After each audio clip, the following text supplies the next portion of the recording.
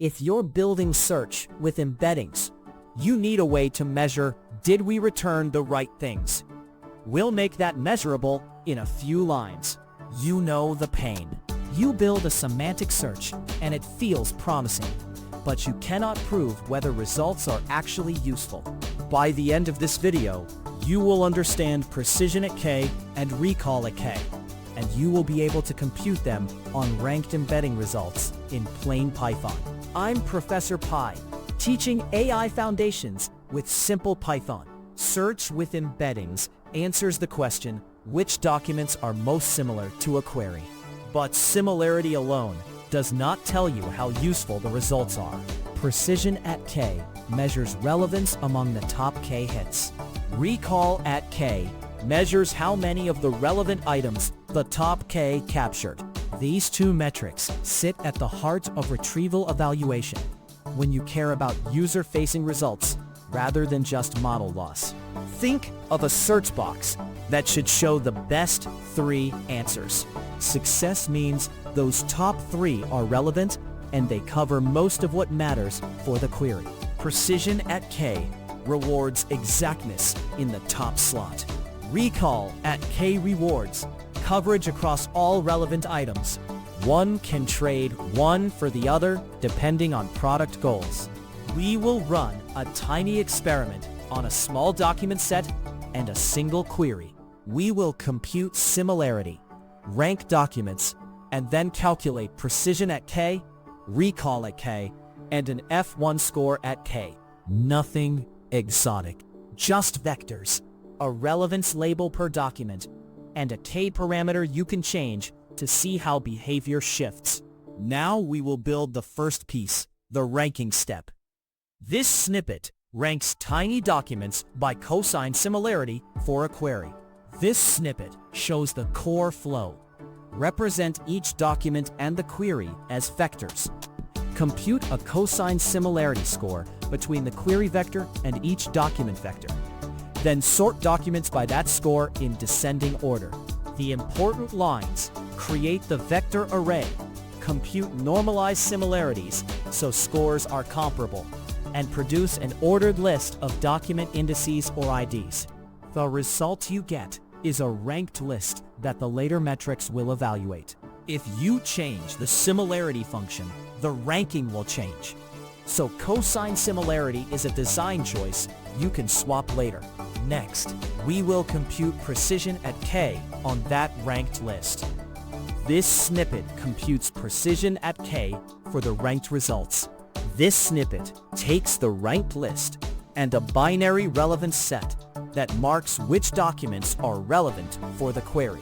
It slices the top K items from the ranking, counts how many of those top K are labeled relevant, and divides that count by K to produce precision at K.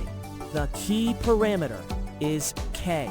Smaller K focuses on the very top results and will often return higher precision if ranking is good.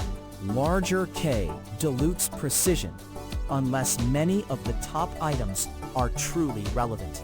The code also shows how to guard against K larger than the list length by treating missing slots as non-relevant. Now we will measure recall at K, which answers a different question. This snippet measures recall at K to quantify relevant coverage. This snippet compares the number of relevant documents found in the top K to the total number of relevant documents available for the query. It computes the intersection count and divides by the total relevant count to yield recall at K. The metric tells you how much of the relevant material the top K retrieved. If there are many relevant documents and K is small, recall will be low, even if precision is high. If all relevant items are included within the top K, recall reaches 1. That behavior makes recall useful when completeness matters. Next, we will explore how precision changes as K grows. This snippet shows how increasing K changes precision using cumulative hits. This snippet computes a running total of relevant hits down the ranked list, and then divides those cumulative hits by the corresponding positions to get precision at every prefix length. The result is a precision curve across k values that helps you visualize whether additional results are improving quality or just adding noise. The main knob is how far down the list you compute this curve. Short curves focus on the first few positions, and long curves show saturation behavior.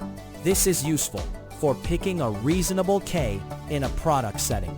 Finally, we will combine the two metrics into a single balanced view. This snippet combines precision and recall into F1 at k. This snippet computes precision at k and recall at k, and then combines them with the harmonic mean formula to yield F1. F1 balances precision and recall into a single score that penalizes cases where one metric is very low. The code also handles cases where both precision and recall are 0 to avoid division by 0. Use F1 when you want a single scalar to compare configurations. And remember that it treats precision and recall as equally important unless you weight them differently.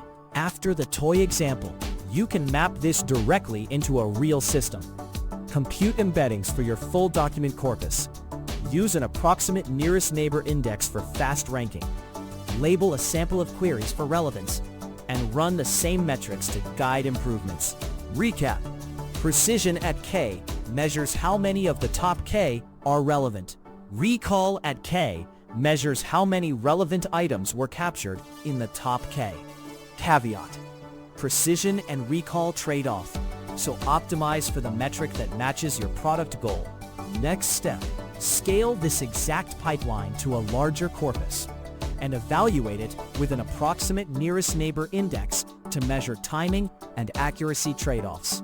If AI Foundations in Python help, subscribe and watch the AI Foundations videos.